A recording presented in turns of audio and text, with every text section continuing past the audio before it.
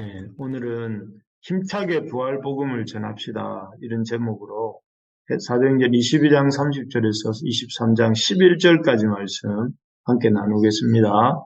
바울이 예루살렘에 올라온 목적은 두 가지라고 했습니다. 첫째는 마게도냐와 아시아의 교회의 성도들이 이 예루살렘 기근 구제헌금을 준비했는데 그것을 전달하기 위한 것이었습니다. 그리고 두 번째는 하나님이 이방인 가운데서 이루신 사역에 대한 보고를 하기 위해서 예루살렘에 올라왔죠. 그런데 이렇게 선한 목적, 하나님의 일하심과 또 일하심을 증거하고 또 성도들의 헌금을 전달하는 이런 참 좋은 일을, 선한 일을, 주님의 일을 하려고 예루살렘에 올라왔지만 그런 바울을 기다리는 예루살렘에서의 사역은 고난의 연속이었습니다. 억울한 누명을 쓰지요. 헬라인을 성전에 데리고 들어가지도 않았는데 사람들이 바울이 성전에 헬라인을 들였다 하는 그 아시아에서 온 유대인들로부터 시작된 모함을 받았고 또 누명을 썼습니다. 그래서 참 하지도 않은 일로, 내가 한 일이면 모르겠지만 하지도 않은 일로 이렇게 누명을 쓰는 것은 참 답답하고 속이 터지고 정말 힘이 드는 일이 아닐 수 없습니다. 게다가 바울은 또 이 군중들로부터 얻어맞습니다. 얼마나 얻어맞았는가 하면 저렇게 두다가는 죽을 수도 있겠다 싶을 정도로 얻어맞았다고 합니다. 만약에 전부장이 출동해서 건져주지 않았더라면 바울도 스데반처럼 이렇게 죽었을지도 모르는 상황이었습니다. 또 전부장이 구출하여서 이제 바울을 진영 내로, 로마 군대 진영 내로 데리고 가려고 했지요. 그럴 때 그 길 도중에 복음을 전할 기회를 바울이 얻습니다. 그리고 과거 자신이 다메섹으로 가는 도중에 만났던 부활하신 예수님에 대해서 전합니다. 그리고 예수님께서 자기를 이방인들에게 복음을 전하러 보냈다 하는 말을 하게 되는데, 성난 무리들이 그 복음을 이방인에게 보낸다는 말을, 또 예수님이 부활하신 분이요 또 그리스도라는 그 말 속에 이 무리들이 두 번째로 바울을 죽이려고 하게 됩니다. 참 바울의 목숨이 그야말로 바람 앞에 촛불처럼 계속해서 죽을 뻔하다가 구원받고 다시 또 죽을 뻔하고 이런 사건의 연속인 것을 볼 수가 있습니다. 이런 상황 속에서 그 유대인들이 흥분해서 로마 시민권자였던 바울을 죽이려고 왜 그렇게 바울을 죽이지 못해서 안달인지에 대해서 알고 싶어서 천부장이 회의가 사내들인 공회를 앞에 바울을 세웁니다. 듣기만 해도 참 이렇게 힘들 것 같은, 좀 압도가 될 것 같은 사내들인 공회의 그 쟁쟁한 또 그 노예한 이런 이 공회원들이 서 있는 앞에서 70명도 넘는 그 공회원들 앞에서 참 이 서게 될 때에 바울의 마음이 지치고 좀 위축될 법도 합니다.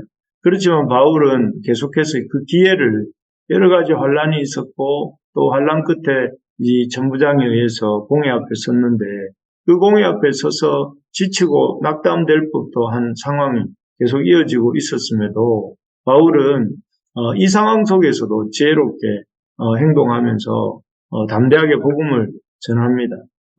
참 많은 고난을 통해서도 하나님께서 이런 바울에게 복음 전할 기회를 주시고 또 바울 스스로도 그런 상황들 속에서 낙담하지 않고 오히려 하나님 주신 기회로 여기고 또 이렇게 복음을 전하는 모습인데요. 구체적으로 어떤 모습인가 하면은 이 사내들인 공회 앞에서도 바울이 복음에 대해서 말을 합니다. 물론 복음에 대해서 다 전하지는 못합니다. 왜냐하면은 이 아나니아 대제사장과의 약간의 이 언쟁이 있으므로 길게 말을 이어가지 못한 것 같습니다.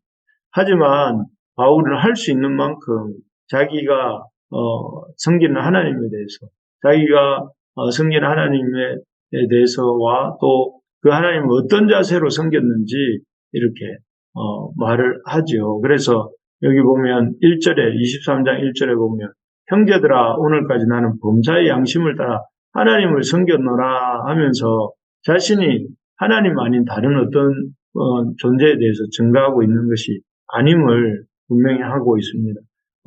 참 사내들인 공회에서 앞에서도 말씀드린 것처럼 유대인의 최고의 입법 사법 기관이고 또 오늘날 우리로 치면 국회와 사법부를 합쳐놓은 것 같은 기관이 이 사내들인 공회인데 그런 어떻게 보면 최고의 기관, 국가에서 한국가의 최고의 기관인 그 앞에서 참 오히려 쫄지 않고 위축되지 않고 담대하게 하나님에 대해서 전하는 이런 모습입니다.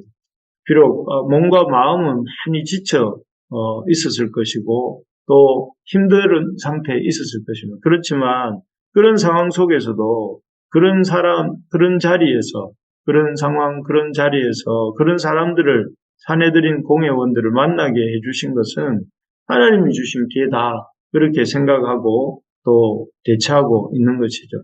그래서 정말 이 모습 참 자신의 여러 가지 환난과 어려움 박해 속에 있지만 또 그런 상황 속에서도 하나님이 참 공회 앞에 서게 하셨을 때에 그것이 하나님 주신 그 사람들에게 또 그 상황에서 복음을 말할 수 있는 그런 기회를 주신 것으로 생각하고 대응하고 있는 모습입니다.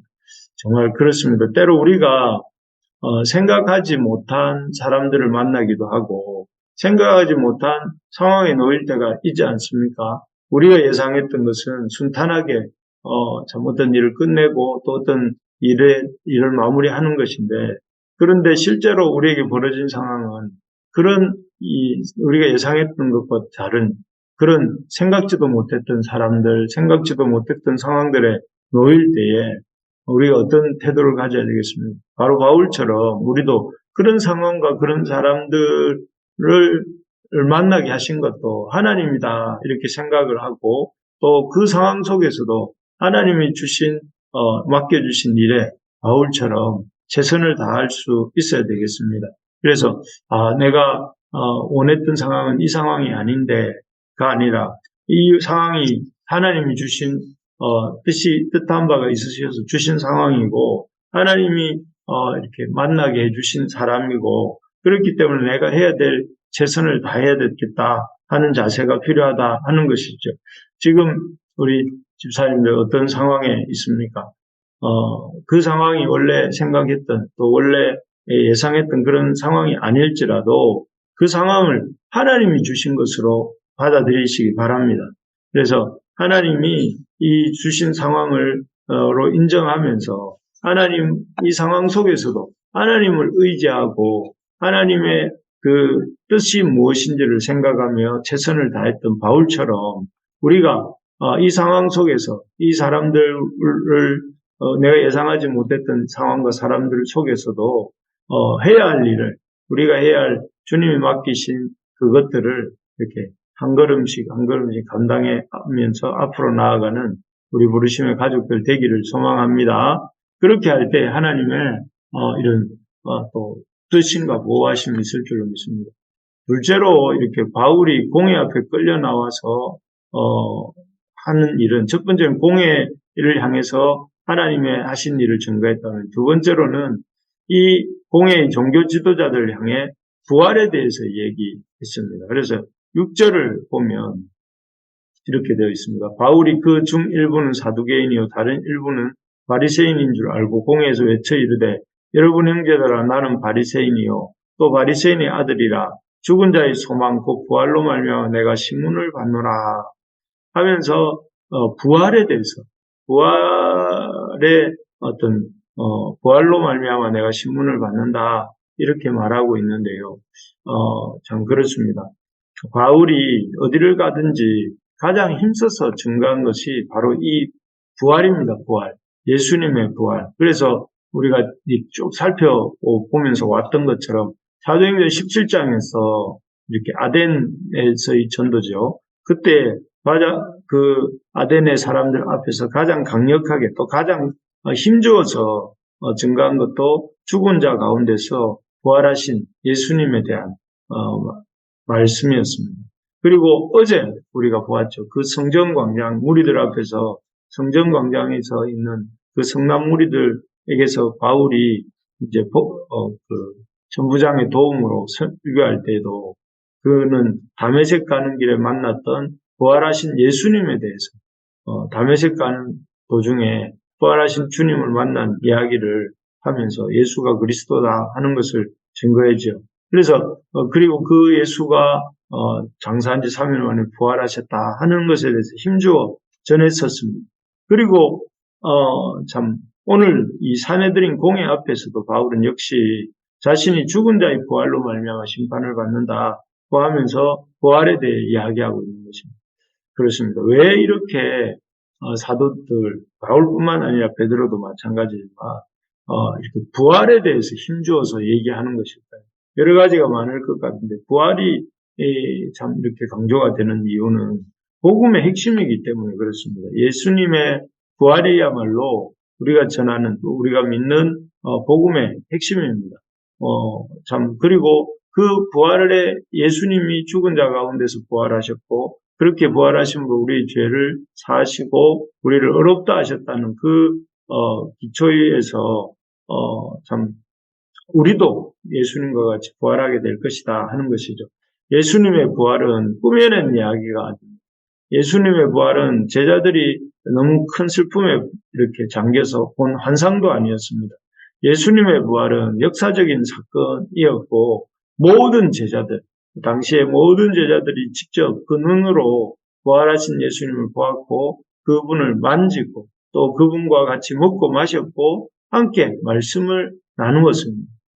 그래서 바울을 포함한 이 예수님의 제자들은 부활하신 예수님을 그냥 입으로만 전한 것이 아니라 생생한 그 기억과 그 경험을 가지고 이렇게 이 부활에 대해서 인생이 죽음이 끝이 아니고 하나님의 심판이 있고 또 그 이후에 영원한 생명이 있다는 사실을 그런 부활을 통해서 이렇게 전한 것이죠. 그렇습니다. 그렇게 참 너무나 확실한 사건이고 너무나 실제적인 사건이었기 때문에 전했고 또 실제로 예수님의 부활하신 예수님을 만난 제자들이 다 바뀌고 교회가 생겨나게 된 것이죠. 우리도 이런 부활에다가 우리 신앙의 기초를 둘 수 있기를 바랍니다.